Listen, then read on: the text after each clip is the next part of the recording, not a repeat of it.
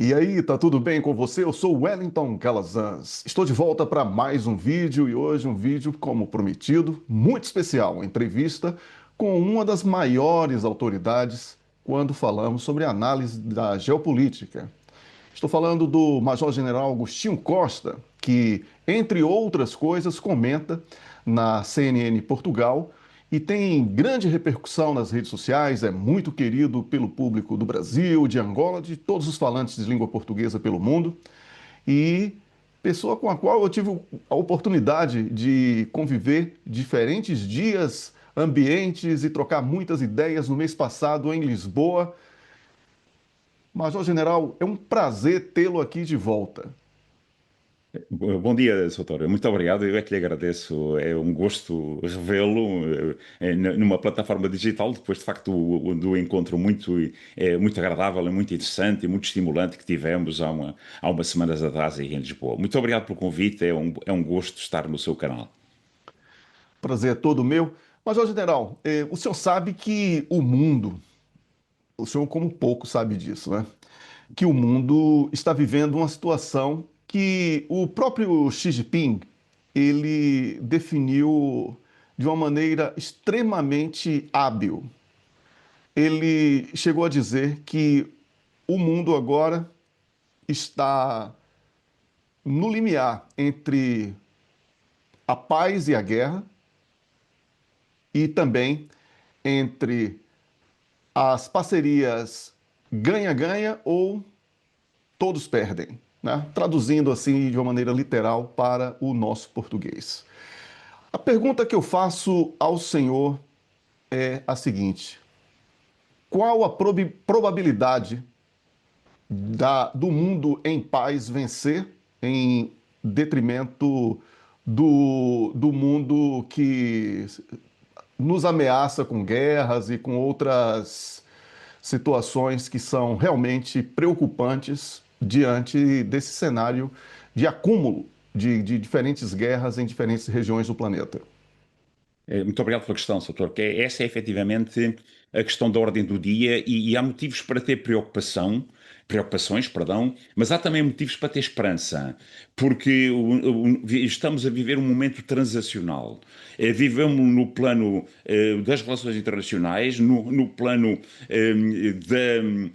da segurança, no plano securitário, estamos num momento de desafios e num momento efetivamente de uma mudança estrutural. O que se passa neste momento não é um incidente de percurso ou uma alteração meramente conjuntural, mas há sim todo um sistema que está em mudança e permita-me que salte para o outro lado do planeta. Esta reunião na China da Organização de Cooperação de Xangai, em que Xi Jinping desafia os países da Organização de Cooperação de Xangai para um novo modelo, uma nova organização internacional, assente no multilateralismo, assente no direito internacional, assente no respeito pela soberania, pela democracia interestados, também assente em feitos efetivos, factos efetivos, não é? E assente nas pessoas. Portanto, isto há uma mudança de paradigma e há uma mudança de circunstâncias. Mas, por outro lado, vemos diferentes, neste mundo multipolar em que efetivamente já vivemos, não estamos a anunciar, efetivamente é onde estamos, vemos que, de um lado, do outro lado do Atlântico, na América do Norte, nos Estados Unidos, assistimos a discursos ambíguos, digamos, sistematicamente o presidente Trump a empurrar os assuntos para mais 15 dias, mais uns meses, etc. Ao mesmo tempo, vemos uma esquadra a aproximar-se da Venezuela, vemos uma situação de tensão, um regresso à política da canhoneira do século XIX. Portanto, vemos todo um conjunto de circunstâncias que são efetivamente preocupantes. Vemos novamente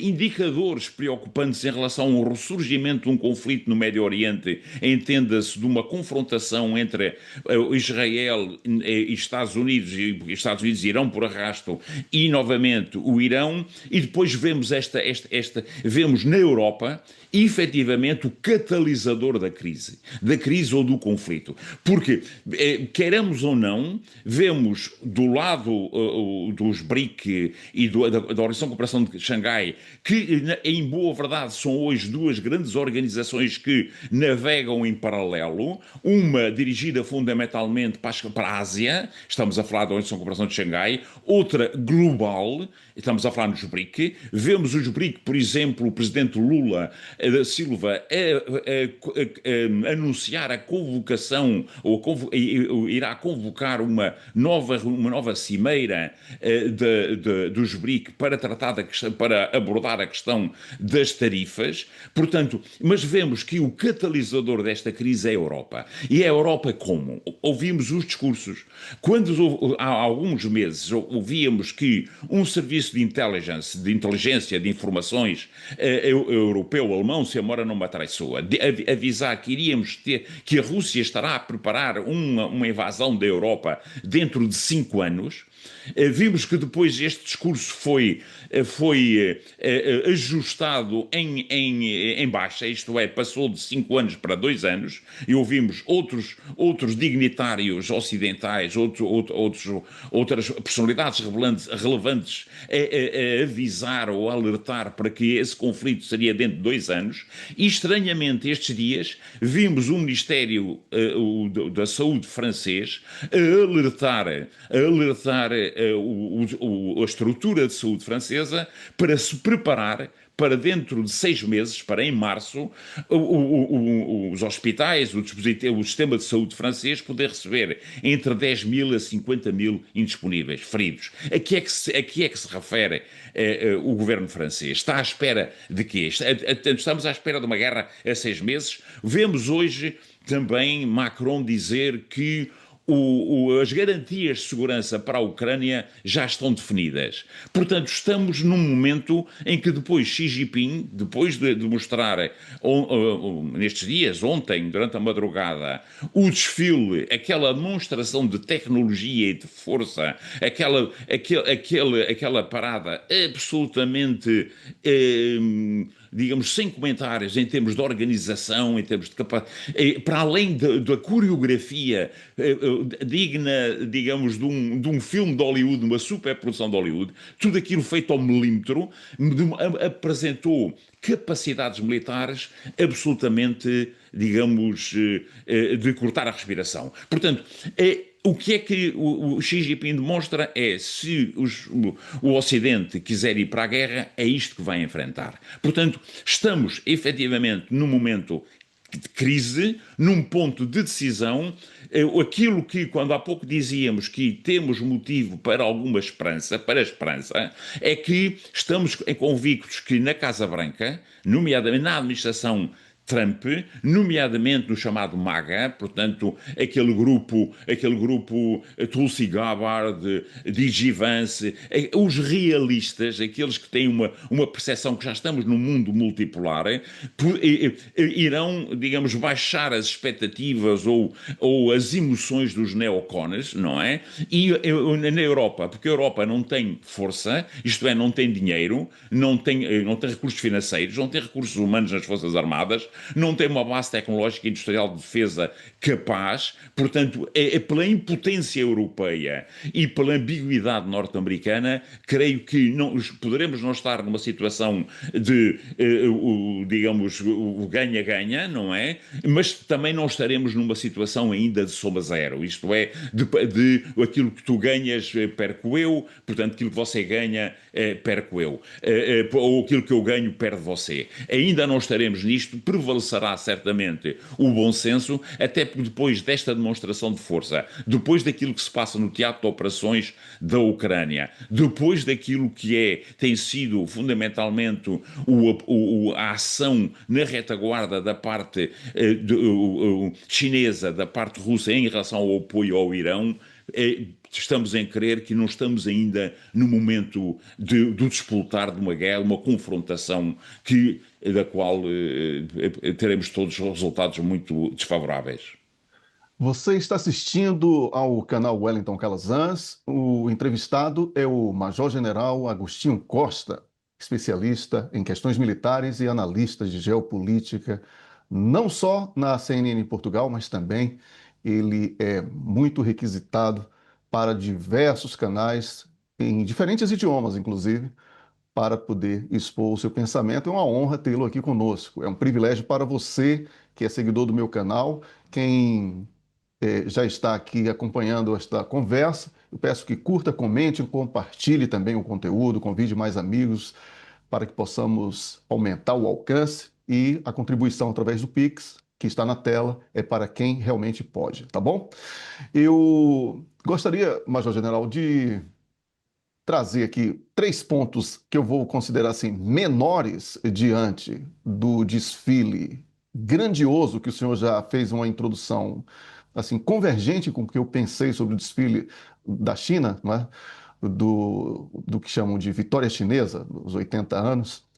Eu gostaria de falar três pontos. Primeiro, precisamos falar sobre essa questão de, enquanto um sinal de grandeza havia sido apresentado numa fotografia em que Modi, Xi Jinping e Putin estavam reunidos, a Casa Branca estava reunida em volta de Donald Trump, que dias antes ninguém sabia se estava vivo ou morto. Não é? É impressionante como um país que é uma potência mundial permite que a imagem de um presidente resista ou viva esse tipo de desgaste. Isso é um desgaste de imagem que vimos o que foi que aconteceu com Joe Biden no final do seu mandato, não é? De tanto dizer que Joe Biden não tinha condição de decidir, de tomar nenhuma decisão, o mundo perdeu o respeito por ele. Ele perdeu o respeito interno e externo. E Uhum. agora, no início do segundo mandato de Donald Trump, esse tipo de boato já surge e não há uma comunicação efetiva para responder à altura sobre a verdade.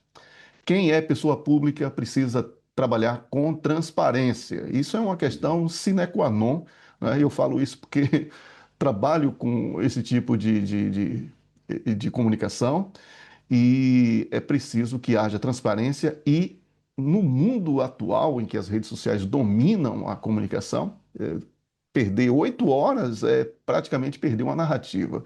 E estamos falando de uma potência mundial em que um presidente ficou 72 horas ou talvez até mais ausente, sem ninguém saber o que era que estava acontecendo, com boatos diversos surgindo, e isto foi permitido. Mas finalmente o Donald Trump apareceu na Casa Branca, cercado ali dos seus, e fez com pompas e circunstâncias o anúncio de um crime. Ele atacou uma lancha com uma desproporcionalidade militar absurda.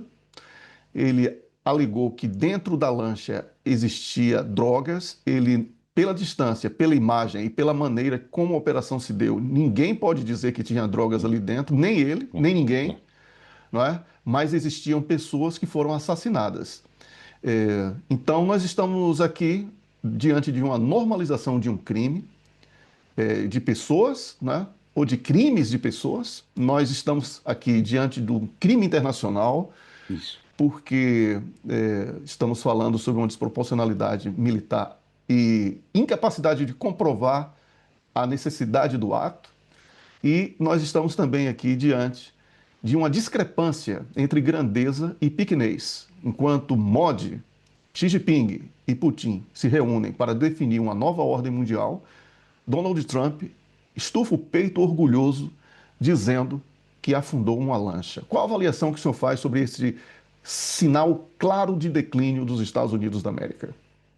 Muito obrigado, Soutor. Muito obrigado, porque a questão que o senhor coloca é tudo. A questão que o senhor coloca é precisamente neste facto da destruição de uma lancha, que é uma lancha, digamos, que ninguém consegue provar que tem droga lá dentro, eh, mostra tudo. E explica porque é que, a cúpula, a cimeira da Organização de Cooperação de Xangai representa efetivamente uma mudança de paradigma e uma mudança de ciclo e uma mudança num contexto mais largo, juntamente com os BRIC nessa era. Porque cada vez que há uma guerra, ou cada vez que há um tipo de conflito, esse conflito serve de modelo aos seguintes. A Blitzkrieg alemã serviu de modelo à guerra do Yom Kippur, à forma como os israelitas em 73 atuaram. A guerra do Yom Kippur depois serviu para a reforma norte-americana do Goldwater Nicholson, se a memória não me atraiçoa, que foi feita na sequência que ainda hoje a matriz da organização militar, da forma como os norte-americanos conduzem as operações militares, mas agora há outra referência. É a outra referência que é muito mais preocupante, porque até aqui era a forma como se combatiam as operações, como se controlavam, ou como se faziam ou se dirigiam as operações. As operações agora são pagers, liquidação de líderes políticos como se fossem bandidos, eliminações seletivas de civis, bombardeamento indiscriminado de áreas civis para se liquidar um alvo sem olhar a danos colaterais, liquidando centenas se necessário. Portanto, aqui a forma como Israel está a conduzir as operações no Médio Oriente é a nova forma da guerra. Isto é, aquilo que temos assistido ao longo destes 2 anos, que vimos no Líbano, que vimos agora a semana passada na liquidação de um primeiro-ministro do Iémen, que nem é o Houthi, não é militar, é um civil, que foi liquidado ele e o Conselho de Ministros, em uma boa parte do Conselho de Ministros, é a nova matriz da guerra.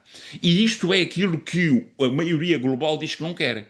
Este tipo de guerra não é isto é, a legalidade da guerra. A guerra para ser, nem a guerra, o emprego da força, porque isto é igual, aplica-se ao emprego das Forças Armadas, mas implica-se também ao emprego das polícias. Qualquer um de nós na rua não está a salvo se esta barbárie, esta forma de agir passar a ser um modelo, que está a ser um modelo, e está a ser um modelo, então nenhum de nós está seguro. Nenhum país no mundo está seguro, nenhum cidadão está seguro. Os princípios da legalidade da força, que o Soutor referiu implicitamente e muito bem na sua questão, o emprego da força para ser legal tem que ser, primeiro, necessário. Aquela lancha que ia a transitar no mar das Caraíbas punha em risco alguém? Com 2.000 ou 3.000 marinhos que lá estão, não podia ter sido abordada, porque, digamos, todos os meses a Força Aérea e as polícias aqui abordam embarcações civis que passam aqui ao largo, no sentido de as fiscalizarem e de verificarem se trazem droga a bordo. E naturalmente, não usam a força, é o normal, não é? É o normal. Portanto, tem que ser necessário, tem que ser adequado. Portanto, para uma lancha desarmada não se emprega o força militar e tem que ser proporcional. Portanto, o Soutor disse muito bem, isto é um crime porque não é nem adequado, nem necessário, nem proporcional. E é sempre, naturalmente, com as capacidades que os norte-americanos têm no Mar das Caraíbas, naturalmente podiam ter feito a abordagem, a fiscalização da embarcação, e se efetivamente verificassem que havia material ilegal, que havia drogas a bordo, deter os tripulantes e julgá-los. Isto é que é um Estado de Direito. Isto é que é um Estado de Direito. Portanto, isto está a impunidade de Netanyahu, a impunidade norte-americana que vai, oblitera, como diz, como que Trump adora dizer, e até admitiu o chefe das informações militares que disse que nada foi obliterado, houve efetivamente um ataque, mas que obliterou as instalações, as infraestruturas de enriquecimento nuclear do Irão. Portanto, a impunidade tem custos.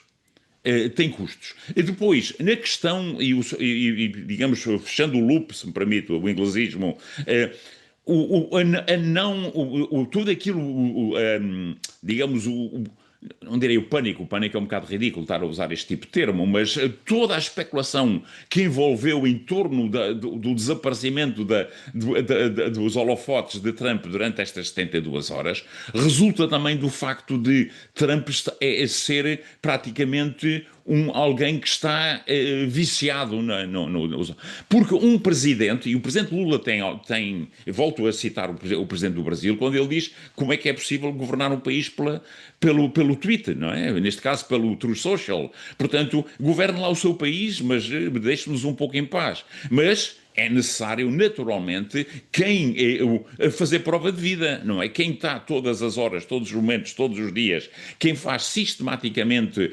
da política uma festa, como o Donald Trump, naturalmente tem que estar presente. Portanto, ele é vítima. Ele é vítima da sua própria natureza, portanto, da forma como conduz a política. E depois, para acrescentar, chegou ainda Digivance a dizer que, naturalmente, ele estava mais preparado, se for necessário, para substituir o presidente. Portanto, Digivance também ajudou um pouco talvez inconscientemente, naturalmente, a toda a especulação e para mais, digamos, toda aquela maquilhagem que surge na mão, que as fotografias que, naturalmente, os jornalistas fazem o seu trabalho e vêm os indicadores, todo aquele problema que ele tem de circulatório, etc. E a idade que já não, e o peso que tem, e não é uma pessoa que aparente ter digamos, uma saúde muito digamos, robusta. Não nos parece, sinceramente, da situação em que estava Biden, porque era mais que visível que tinha, digamos, não sendo eu médico, não é? Mas, digamos, é mais ou menos um dado assente que tinha graves sintomas de problemas graves ou preocupantes sintomas digamos, de natureza cognitiva, não é? Mas apenas para concluir, Trump faz lembrar um pouco um imperador romano no período da decadência romana, que é Cómodos, e se todos nos lembramos de Cómodos, porque inspirou aquele filme do Gladiador de Hollywood, um filme que foi que é muito visto, em que era pão e circo. Pão e circo uma particularidade. Cómodos mudou o nome de Roma para Colónia Comodiana. Colónia Comodiana. Portanto, já conhecemos um presidente que mudou o nome do ovo do México, não é? Portanto, isto foi um sintoma da queda do Império e Cómodos acabou assassinado pela Guarda Pretoriana. Não quer dizer que Trump acabe assassinado pela Guarda Pretoriana, mas naturalmente, politicamente, ele está a ajudar um bocado à sua própria, digamos, eliminação no plano político, no plano mediático, mas o senhor tem toda a razão, é fundamental um trabalho de jornalismo. E há coisas que só se perdem uma vez. Uma delas é a credibilidade. E um presidente não pode jogar, digamos, numa situação não pode confundir a Casa Branca com o circo, com o circo do Mónaco, não é? Portanto, o presidente não digamos, não é um ator de circo, porque depois perde a credibilidade, não é? A impunidade, a credibilidade, a seriedade são talvez princípios a que Trump não tem muita atenção e depois, naturalmente, não é muito levado a sério, não é? Exatamente isso, né? E ele também contribui para que tudo isso seja formado em torno do nome dele, da imagem dele Sim, e, por consequência, da instituição Presidência da República, né? completamente. Porque é uma instituição Presidência da República. Sem dúvida. Sim. Os presidentes passam, o cargo continua e Claro, a claro. instituição continua. É por E se isso. me permite, doutor, eu peço desculpa tê-lo interrompido, Trump faz política como se estivesse num reality show. Trump gera política como reality show. Aliás, a própria linguagem vernácula que usa, a linguagem de caserna que usa, que não fica bem num presidente, não é? Não fica bem num presidente. E depois, digamos, tem o reflexo que o presidente da Venezuela também a usa. Não lhe fica bem. Portanto, um presidente tem alguma forma. Um presidente ou um dignitário de um. O cargo tem, digamos, a dignidade que lhe dermos. Aliás, foi a Revolução Americana. Nós herdamos à Revolução Americana o princípio da separação entre a pessoa e o cargo. Uma coisa é Trump como pessoa, outra coisa é o Presidente dos Estados Unidos da América. Uma coisa é Lula da Silva, outra coisa é o Presidente do Brasil. Uma coisa digamos, é a pessoa e o cargo. E a Revolução Americana, herdamos isso, não é? Portanto, o cargo tem peso institucional. E governar os Estados Unidos, que já não governam o mundo, efetivamente, desta forma, tem os seus custos. Com certeza. Isso daria até um outro debate, né? Já Naturalmente. que eu poderia, inclusive, entre outras coisas, mencionar que a importação do marketing político para o, a comunicação institucional fez com que a política deixasse de ser debatida e tudo fosse visto como uma disputa eleitoral. Por isso que a política se transformou numa eterna disputa eleitoral. Não existe mais disputa política, existe disputa eleitoral eterna. E isso faz com que a sociedade se dividam e o debate fique empobrecido. Virou todo mundo sabonete para ser apresentado de uma maneira simpática para conquistar, né, os seus consumidores. O Major General Agostinho Costa, tenho aqui um ponto interessante que eu retirei de um dos últimos artigos de uma figura extremamente inteligente dos Estados Unidos da América, que é o Paul Craig Roberts, economista renomadíssimo, que já participou de governos dos Estados Unidos da América, e ele tem sido bastante crítico à decadência norte-americana, e ele afirmou o seguinte neste recente artigo: a abundância de violência virtual nos anestesiou para a realidade. Generais norte-americanos falam em vencer uma guerra nuclear com apenas 30 milhões de baixas norte-americanas. E os neoconservadores sionistas, juntamente com Netanyahu, pressionam por uma guerra com o Irã, que em Portugal chamamos de Irão. Sim. Uma guerra que provavelmente envolveria a Rússia e a China. A menos que você seja extremamente estúpido, você consegue ver onde isso vai dar. Bem, como o senhor, que é um analista renomado internacionalmente e tem uma possibilidade de nos dar uma visão mais realística sobre o que seria isso, qual seria o cenário que o senhor poderia projetar aqui para o nosso público? Um cenário catastrófico como esse, de uma guerra nuclear, onde somente dos Estados Unidos haveriam 30 milhões de baixas. E baixa.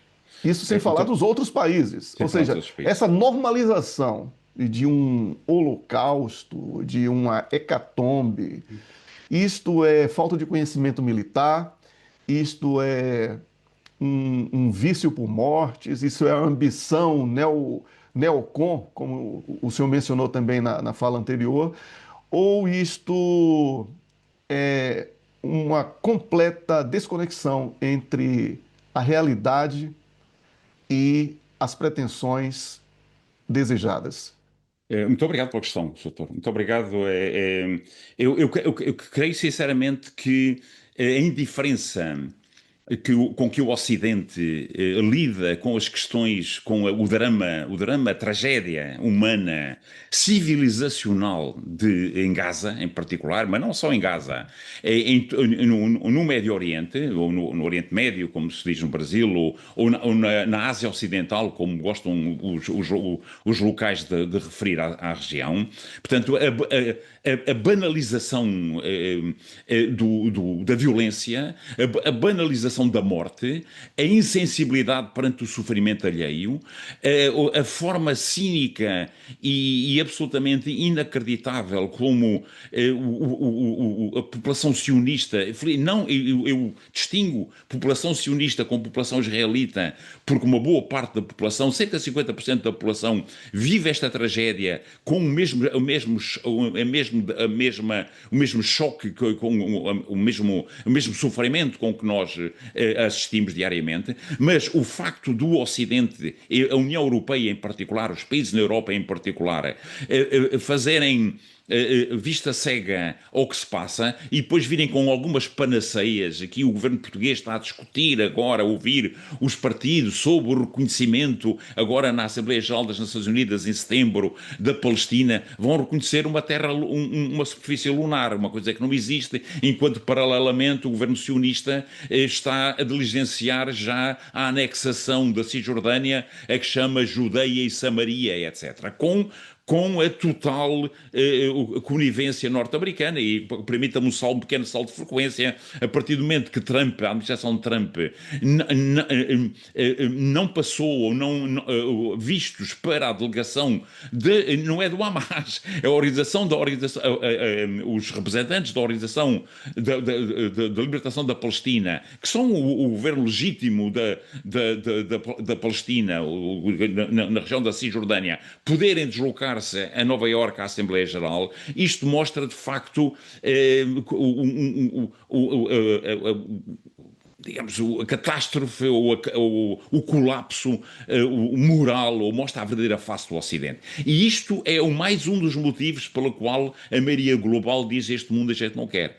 Esta realidade, esta governação mundial não é a nossa. Queremos direito internacional, Nações Unidas, mas reformadas. Não é estas Nações Unidas, muito menos umas Nações Unidas onde a França, Reino Unido e a Alemanha acenam ao Rafael Grossi, não é? Ao Mariano Grossi, que colaboras connosco e a seguir vais substituir António Guterres. Quando acenam a Mariano Grossi o lugar de secretário-geral, depois das dúvidas sobre o desempenho da Agência Internacional de Energia Atómica e da conivência com a situação, portanto, as Nações Unidas sim, direito internacional sim, mas reformulado. Portanto, o cúmulo da paranoia, portanto, aquilo em que estamos hoje é numa profunda distopia. Distopia que quando a Europa, quando a União Europeia, que não tem armamento, não tem militares, não tem capacidades, não tem recursos financeiros, se comporta de uma forma de desafiar a Federação Russa, que tem mais de 1 milhão, tem 1,5 milhão de militares em armas e tem um exército treinado num conflito que vai para 4 anos, não é? E tem uma capacidade militar incomparavelmente maior. Quando a União Europeia, que é um anão, não é? Digamos, se aventura ou se arroga a desafiar um gigante militar, não é? Mostra a distopia, o nível de distopia a que estamos. Estamos em querer que estes senhores e estas senhoras, se despoltar uma guerra, rapidamente se metem num avião e vão procurar ir para o Rio de Janeiro ou para um espaço paradisíaco qualquer coberto das radiações nucleares. Porque o nível de distopia, um ilustre, digamos, pensador português, Domingos Lopes, costuma dizer, que há tempos numa conversa com uma troca de impressões, dizia ele que estamos neste momento na Europa a viver um tempo semelhante ao do final do século XVIII, em que a população em França olhou para as elites francesas e referiu estes senhores não, e estas senhoras não nos representam, não é? E sabemos onde é que eles acabaram. Sabemos onde é que as elites francesas acabaram, não é? E um analista americano, interessante, do outro lado do Atlântico, disse a mesma coisa. E cada vez mais as pessoas olham para, digamos, têm desprezo pelos líderes políticos. Vê-se como é que a senhora von der Leyen foi recebida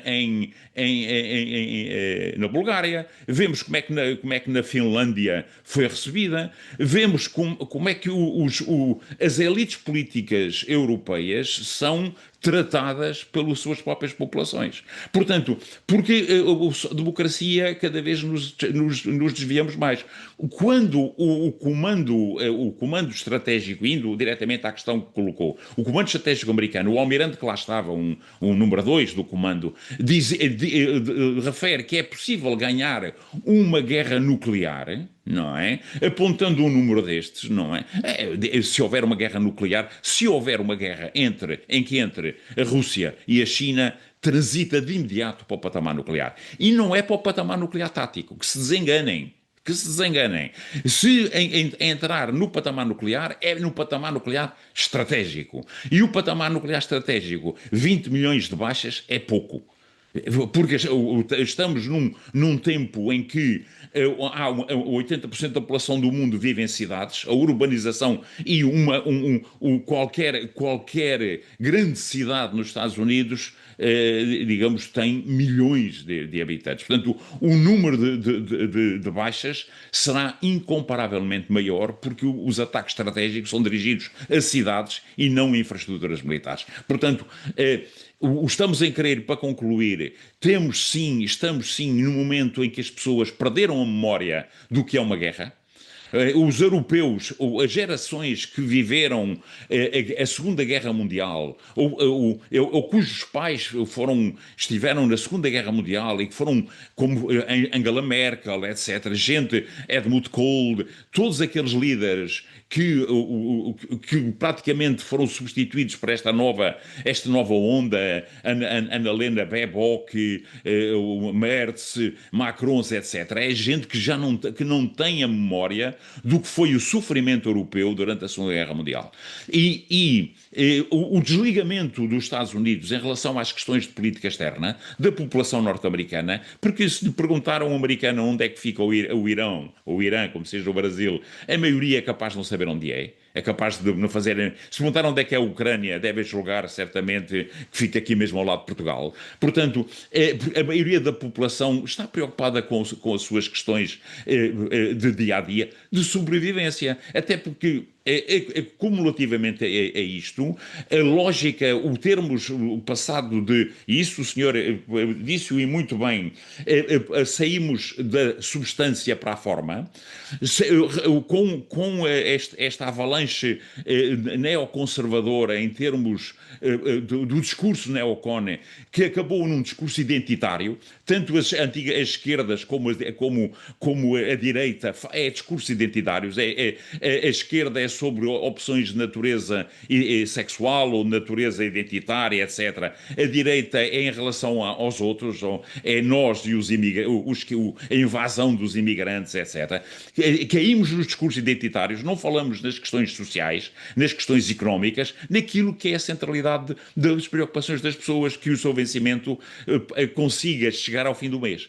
E da precariedade do trabalho, dos dramas que uma situação de pouco investimento em infraestruturas públicas, depois temos desastres como aqueles que vimos ontem em Lisboa, e não estou a dizer que, digamos, não estou a procurar tirar conclusões, mas digamos, toda a falência de um sistema em que digamos, o discurso não é naquilo que interessa às pessoas e, naturalmente, caímos nesta bolha em que estão estes cavalheiros e estas senhoras neste discurso absolutamente árido e considerarem que uma guerra entre potências nucleares é uma coisa absolutamente normal e que é possível ir espetando no olho do urso ou do dragão sistematicamente, porque o dragão e o urso são cobardes e não puxam ou não lançam fogo ou não põe as garras de fora. Portanto, temos gente perigosa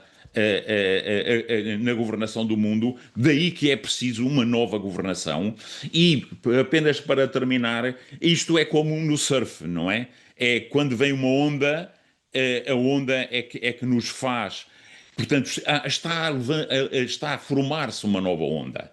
E neste momento, na crista da onda, estão países como o Brasil, países como a Indonésia, como a Malásia, como a Índia. O choque que foi para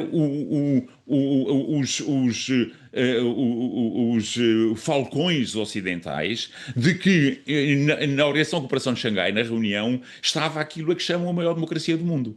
Portanto, já não podem dizer que é uma reunião dos iliberais, das tiranias. Estava a maior democracia do mundo. Portanto, tudo o que é as narrativas que justificam esta impunidade, esta situação que vemos no Médio Oriente, tudo isso está a cair como um castelo de cartas.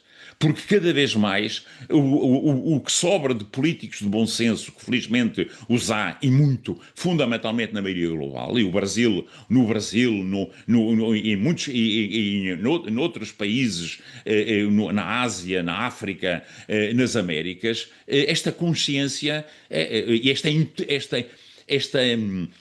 intolerável assistirmos àquilo que vemos e que foi normalizado no Ocidente, que é o drama de uma população a ser massacrada, dizimada, verdadeiramente, não lhe queria chamar um holocausto, mas um genocídio que está neste momento a fazer a olhos vistos, e depois estes programas ridículos como aquele que surgiu a semana passada do chamado capitalismo de desastre, que é procurar transformar a faixa de Gaza numa Las Vegas. Pois é, eu, se formos aprofundar esse tema, aí nós vamos precisar de mais uma hora pelo menos. Então é melhor deixarmos isso para uma próxima conversa. Com Você certeza. está assistindo a uma entrevista que eu, Wellington Calazans, estou fazendo com o Major-General Agostinho Costa.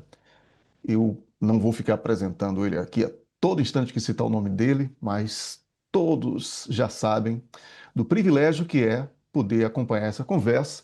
Por isso eu peço que você curta, comente, compartilhe, convide mais amigos para que possamos fazer esse vídeo ficar mais e mais famoso, tá bom?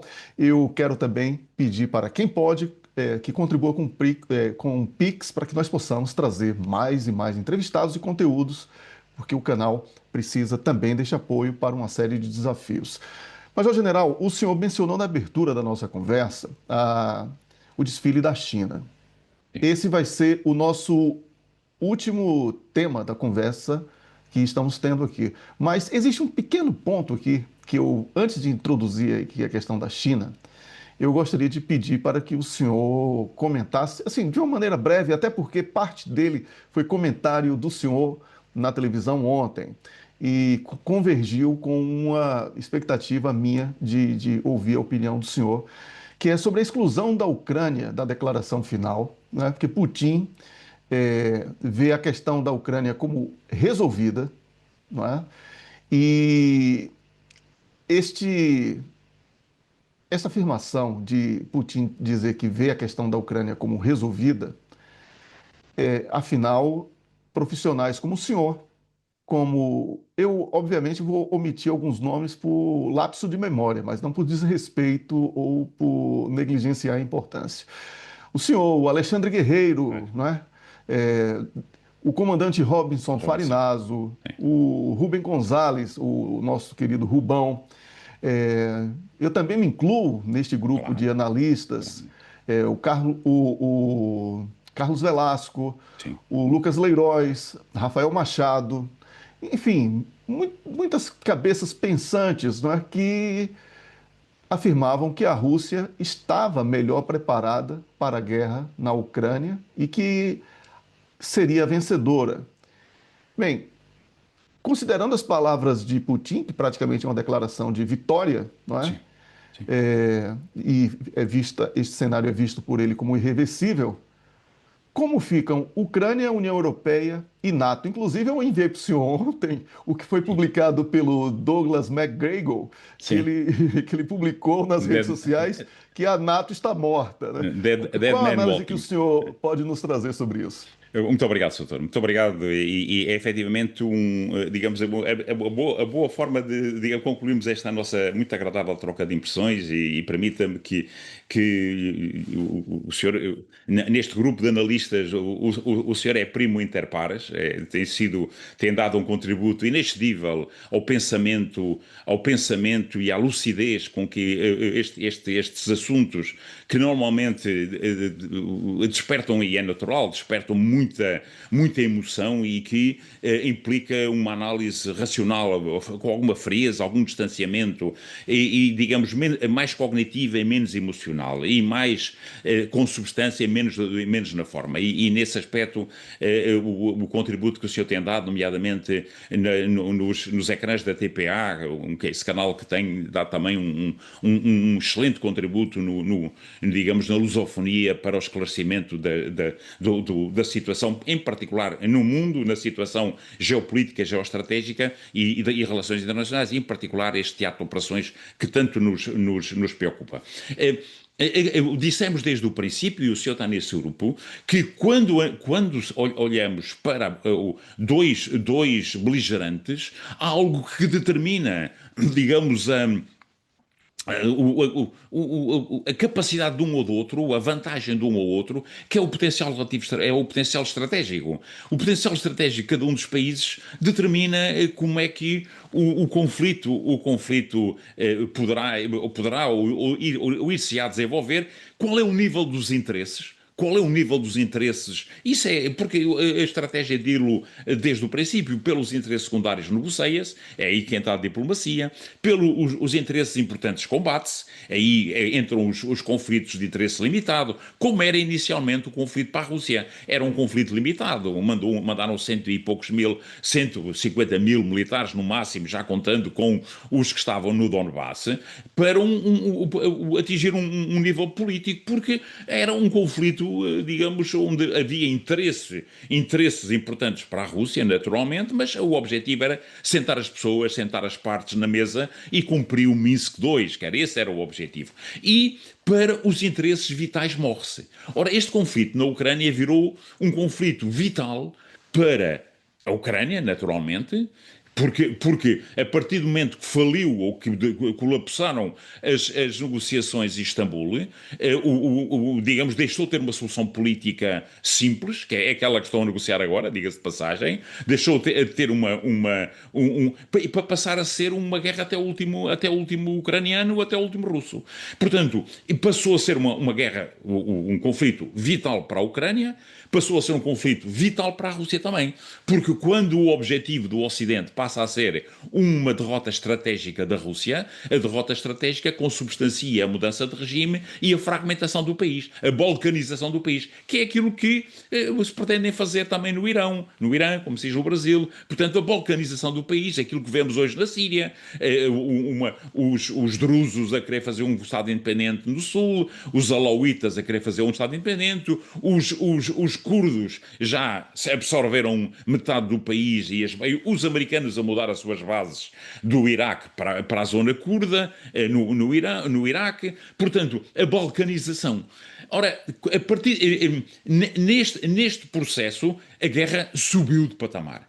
E subiu de patamar e os russos, naturalmente, os ucranianos estão a colocar todas as energias nesta guerra, os russos estão a procurar, digamos, manter esta guerra ad eternum, isto é, entrar, se necessário, ad eternum, isto é, atingindo um patamar de equilíbrio em que aquilo que produzem em termos militares, aquilo que a economia resiste em relação às sanções, e manter a população, digamos, com os níveis de qualidade de vida que, digamos, impeçam um levantamento popular, que era esse o objetivo do Ocidente, quando o Ocidente entrou nesta guerra, que foi logo a seguir, precisamente, à ida de Boris Johnson a Kiev e ter dito a Zelensky, vá para a frente, que nós estamos aqui, apoiamo-lo as long as it takes. Lembramos que esta frase ouvimos-la até à náusea. Ora, Estamos quase em 4 anos de guerra. Medinsky perguntou a Umerov quanto tempo é que os senhores querem combater. Nós, contra os suecos, foram 21 anos. Portanto, ainda falta bastante, mas lá chegaremos. E a Suécia era uma potência, agora o senhor está na Suécia, como sabe muito bem a história da Suécia, não é? A Suécia, na altura, era uma potência e nós, na altura, só queríamos era a saída para o Báltico, não é? Portanto, quanto tempo é que os senhores querem combater? Bom, neste momento, já percebemos, os Estados Unidos já perceberam que a guerra está perdida.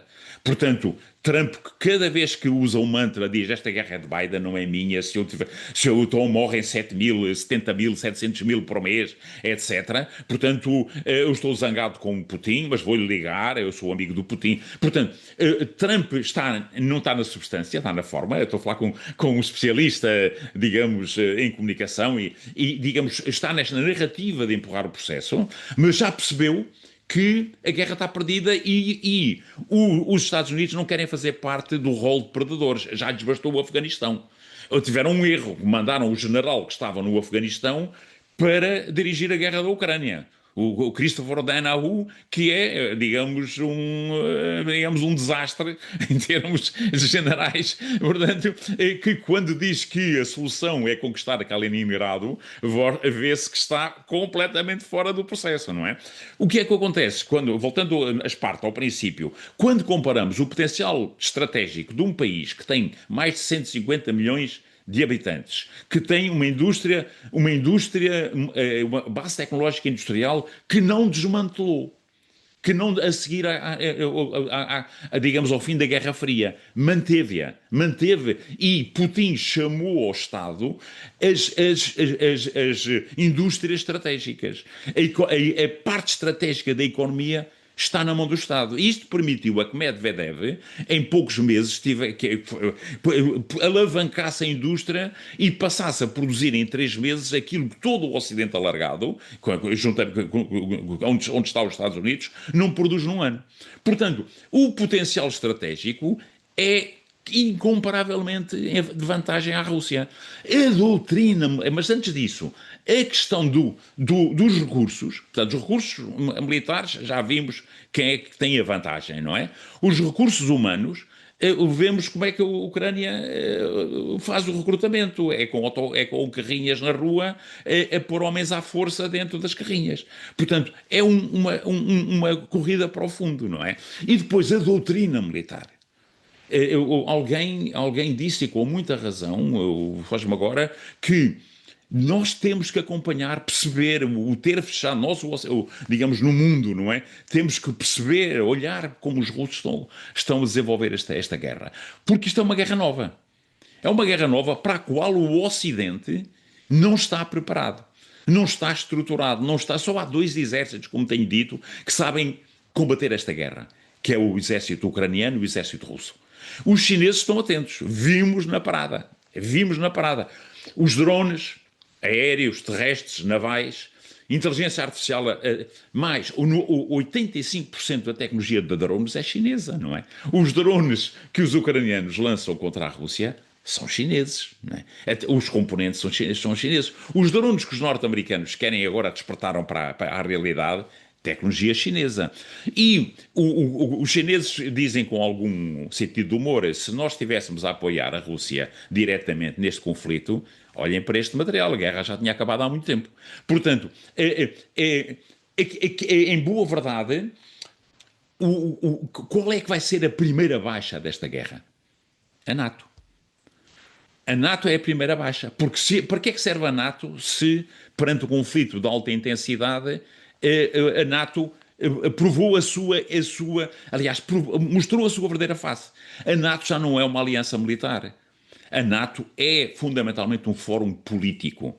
É um fórum, porque não há alianças militares com 32 países, não é? Com não sei quantas línguas, quantas doutrinas militares, quantos equipamentos, quantas frequências em rádios, cada um com o seu modelo de carro de combate, com o seu modelo de viatura, com o seu modelo de avião, com o seu modelo de navio. Não é. Aliás, a prova de fogo da NATO foi o bombardeamento à Jugoslávia em 99, quando os americanos chegaram à conclusão que não voltavam a entrar em conflito nenhum com a NATO. Aliás, e quando foi o ataque às Torres Gêmeas,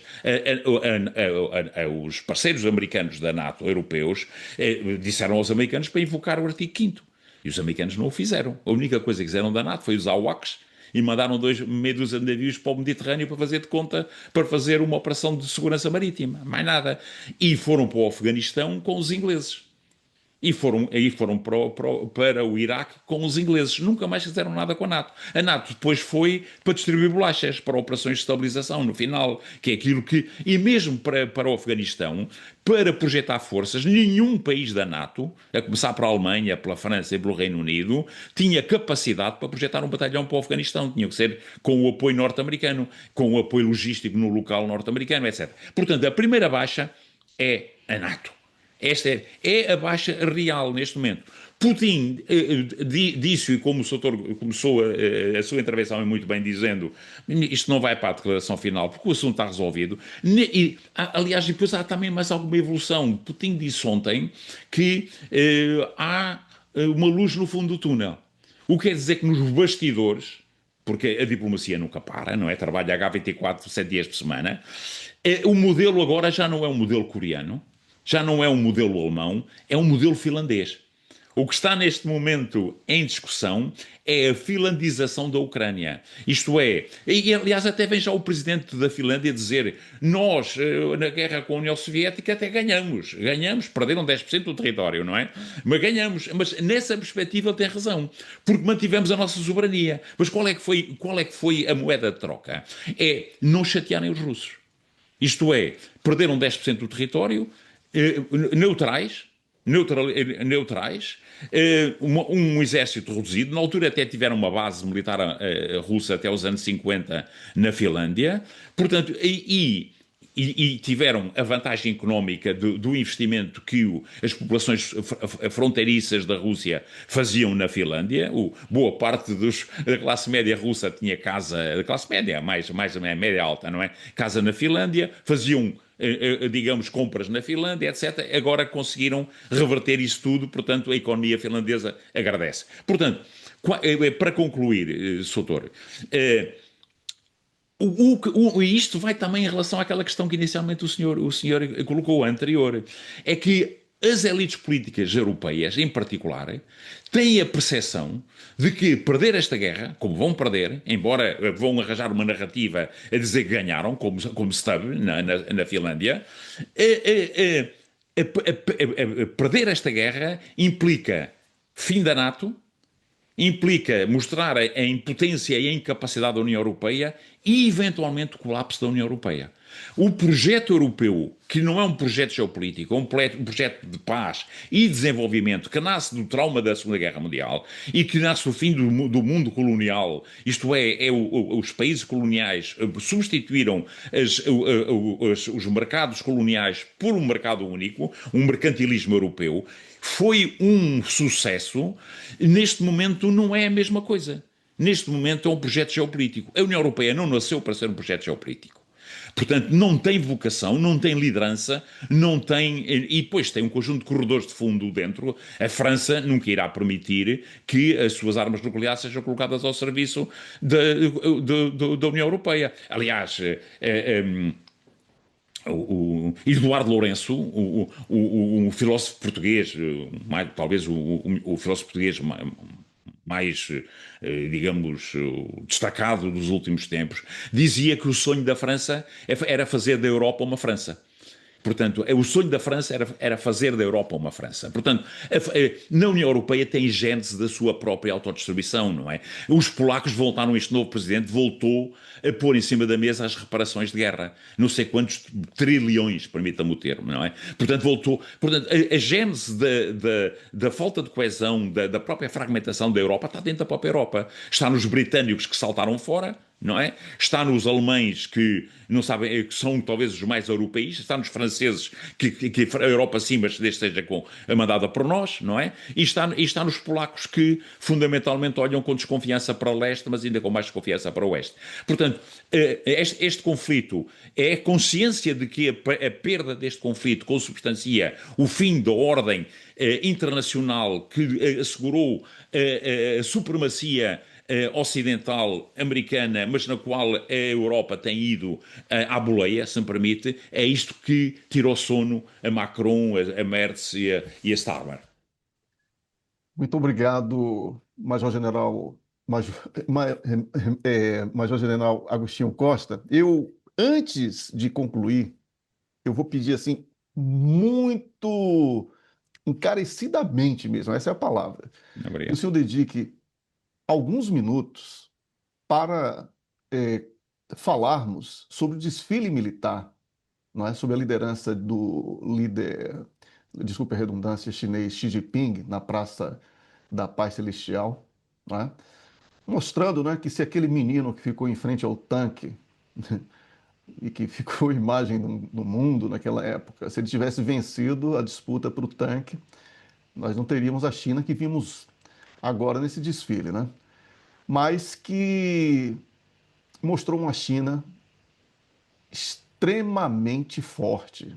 Assim, quem conhece um pouco do que é o mundo militar Sim, real, né, sabe que a China, sem precisar dizer que tem a força, ela apresentou uma força incomum, uma força que é dissuasiva, porque a filosofia chinesa não é de agressividade, não, não é ao contrário do que tentam falar a todo claro, instante, claro, não é? claro. E por isso que quem já identificou a China como um parceiro ideal vai largar no, no, no bom assento do bonde da história, não é?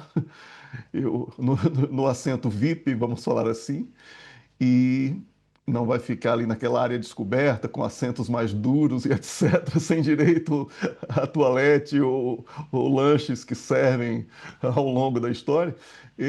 Mas tentando de uma maneira descontraída trazer essa questão, até para quebrar essa visão que tentam dizer que aquilo foi uma demonstração de que Não, quer guerra, quer expansão, quer isso, quer aquilo, não. Assim, eu tenho tudo isso. claro, Você quer trabalhar comigo tranquilamente ou você vai achar que claro. vai me amedrontar? Não é? Falou isso não só para os Estados Unidos, como para qualquer outro que tente ousar desafiar os objetivos chineses Sim, de prosperidade.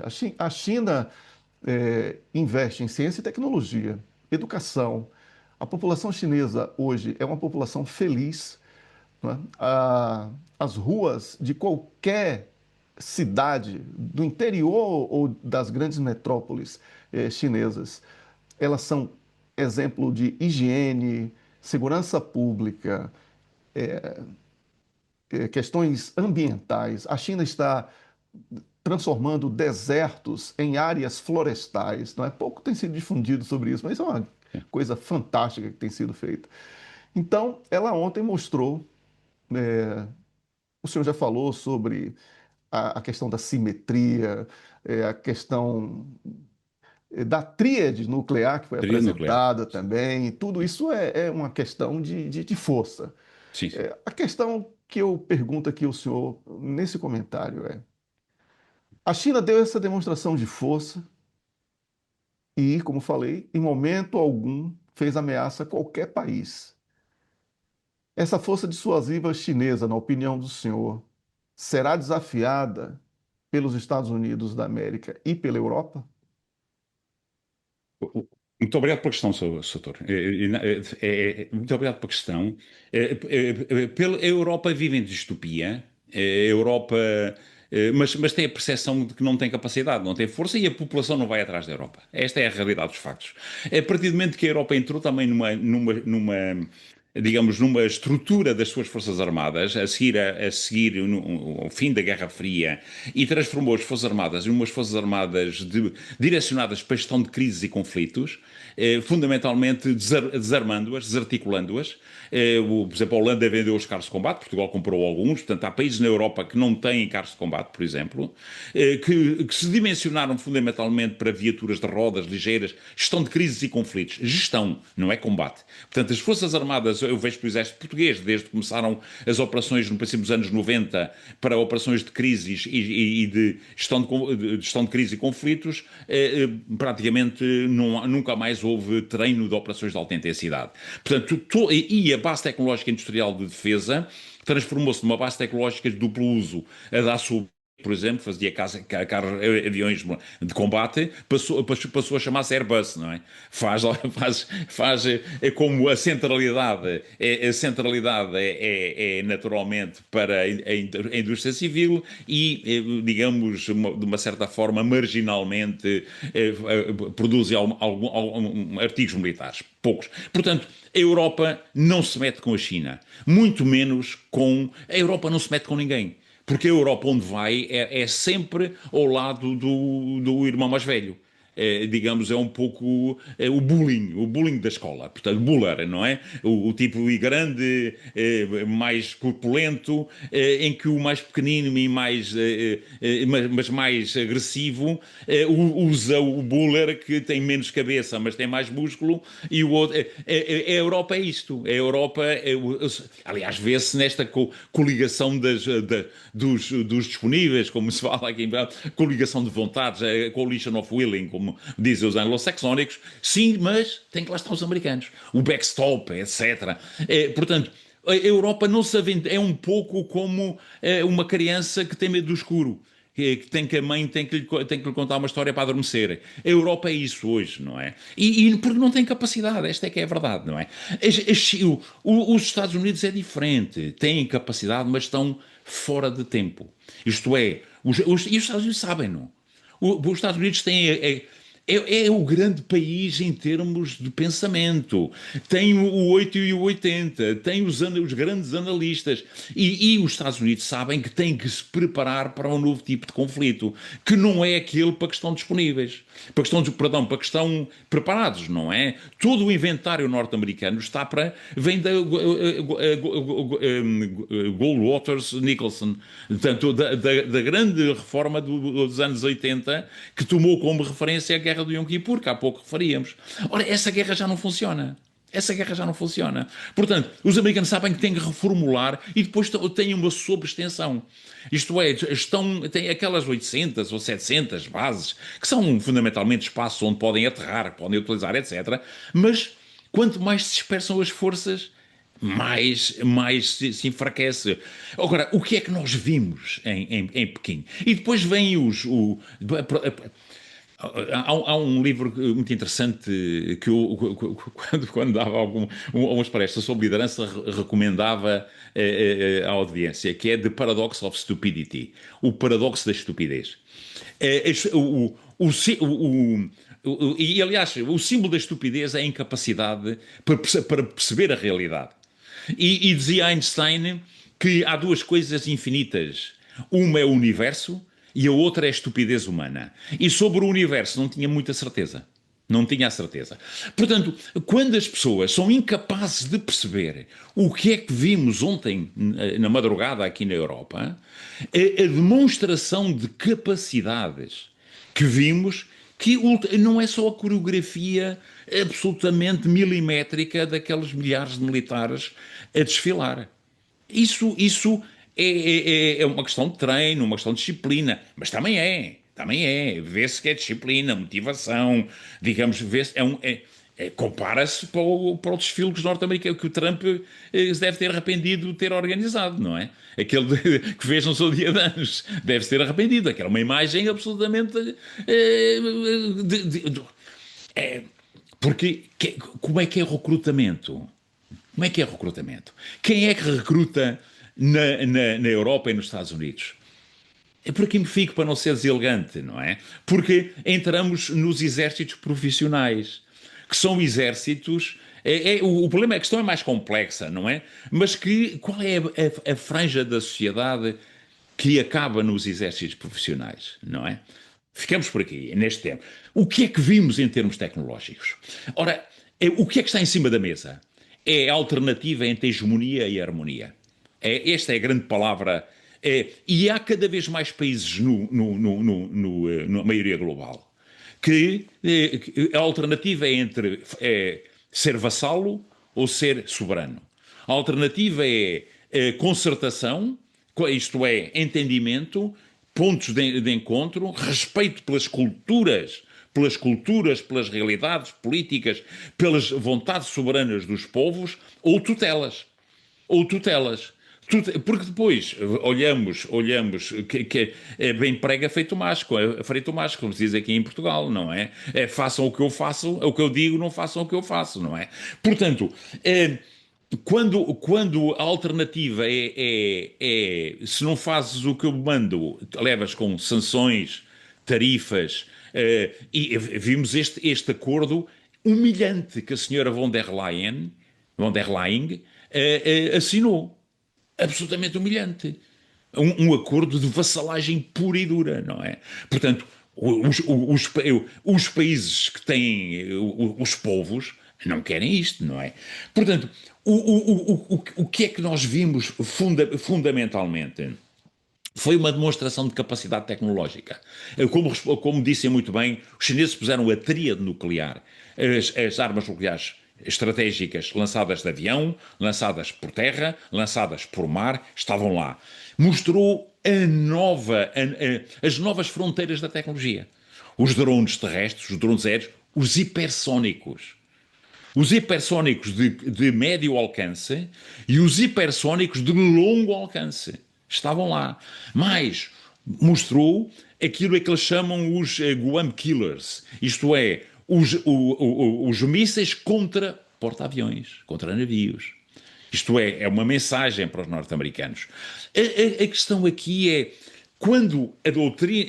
não podemos ter um duplo discurso, dizer que quando é do Ocidente a paz pela força é uma coisa virtuosa, mas quando é de outras geografias a paz pela força é propaganda ou é bluff. O que Xi Jinping mostrou é isto é a paz pela força. Porque o Ocidente só percebe uma linguagem. É a linguagem da força. O Ocidente só percebe uma linguagem, que é a linguagem da força. E este discurso que é do militar, muitas vezes depois nos fóruns, e é virtuoso que a sociedade civil naturalmente defenda aquilo que é o princípio que está nas Cartas das Nações Unidas, que do desarmamento, mas nós vimos que no final da guerra, do período da Guerra Fria, quando o Bloco Leste acreditou que iria ser recebido no Ocidente com braços abertos, o discurso no Ocidente é: nós ganhamos a Guerra Fria. Portanto, vocês agora fazem o que nós mandamos. Os soviéticos, que hoje os russos e os países da órbita soviética, estavam à espera de ser recebidos, os russos em particular, como paras. E o discurso não foi esse. O discurso é: vocês agora fazem aquilo que nós mandamos. Portanto, este ressurgimento que vemos na Rússia, que vemos na China, é resultado da política eu não queria usar o termo de imperial, mas é uma política de domínio, de hegemonia e de falta de respeito e digamos, alguma brutalidade pela parte ocidental. A mentalidade ainda é a mentalidade colonial do século XIX. O Ocidente não percebe que o mundo mudou, que os países da maioria global, ou do sul global, como queiram chamar, digamos, uma boa parte está acima do nível europeu e no nível americano em algumas áreas. Basta ver que a posição em que está no PIB os países dos BRIC. No PIB, paridade de poder de compra, o primeiro é a China, o segundo é os Estados Unidos, a terceiro é a Índia, o quarto é a Rússia, o sétimo é o Brasil. Portanto, estamos conversados. Portanto, o mundo está a mudar e isto são as dores de parto do novo mundo. É aquele princípio da armadilha de Tucídides, quando há neste caso não é um país, porque a China não representa só a China, é que é a China, a Índia, a Rússia, o Brasil, países que são geograficamente potências por natureza. E isso muda tudo. Porque, com isto terminava, a melhor frase que em relação à geopolítica europeia é da senhora Mogherini, que é talvez a única alta comissária para a segurança e para as relações externas e para a segurança e vice-presidente da União Europeia, que esteve antes do Sr. Borrell, que foi aquele desastre que nós sabemos, e dizia a senhora Mogherini: a Europa tem dois tipos de países, os pequenos e os que ainda não perceberam que são pequenos. Muito obrigado, Major-General Agostinho Costa. Espetacular essa exposição, exatamente dentro da expectativa do nosso público, claro que sempre surpreendendo pela positiva. Eu sei que não tivemos tempo, por incrível que pareça, para falarmos sobre Israel. É verdade. Não tivemos tempo para falar, porque a próxima guerra aí está batendo a Está aí? porta, novo confronto, e essa não será de 12 dias, essa poderá Não. ser muito mais rápida, não é? Ou muito mais Ou longa, muito mais longa. não é? Esse é Sim, que é o sim. receio israelita. É que não estão preparados para uma guerra longa. É verdade. Exatamente. Vamos ver qual vai ser a opção Opção. das Sim, partes, né? claro. Temos a questão de Taiwan, que para mim já está resolvida com a exposição dissuasiva de ontem, Sim, sim, sim. e tudo que envolve o Caribe, e que existem questões muito mais complexas sobre o petróleo venezuelano do que sobre Claro. uma jangada com drogas. É, é, com, com, Supostamente com drogas. Supostamente, e depois deste ato, digamos, queremos ver que argumento é que Trump tem para reivindicar o Prémio Nobel da Paz, não é? Quando anda a matar civis desta forma no Caribe e vamos ver o que é que aí vem a seguir, não é? Porque Exatamente. tem que justificar enviar aquela frota, não é? Nem que seja eliminando um conjunto de civis, de pessoas que não constituem nenhuma ameaça para a segurança nacional norte-americana. Com certeza. Eu agradeço ao senhor mais uma vez. O canal está à disposição. É sempre uma Muito honra obrigado. tê-lo aqui conosco. Obrigado. A vida não é só de guerra, não É é? verdade. E espero que no próximo mês possamos estar juntos no Brasil ou em Angola Em Angola. para novas atividades, como tivemos a oportunidade mês passado em Lisboa, lugar lindíssimo. Eu sou Absolutamente. solidário ao povo português por causa do acidente que ocorreu Dramático. ontem, não é? Em uma das coisas mais lindas ali de Mais bonito. Portugal. E é, eu já vi aqui o número de mortos crescente, muito Crescente. sofrimento. E eu sou solidário nesse momento de dor, de luto, Absolutamente. e espero Obrigado. que as famílias enlutadas possam superar este momento difícil e que isso não manche a beleza do turismo, que é o turismo português. Muito obrigado e até a próxima. Até à próxima, doutor. Muito obrigado. Um gosto. Um grande abraço. Você Grande abraço. assistiu à entrevista com o Major-General Agostinho Costa e eu peço a você que curta, comente e compartilhe o nosso vídeo. Quem pode contribui com o Pix para que possamos trazer mais e mais conteúdos. Agradeço a você pela companhia, um grande abraço e até o próximo vídeo.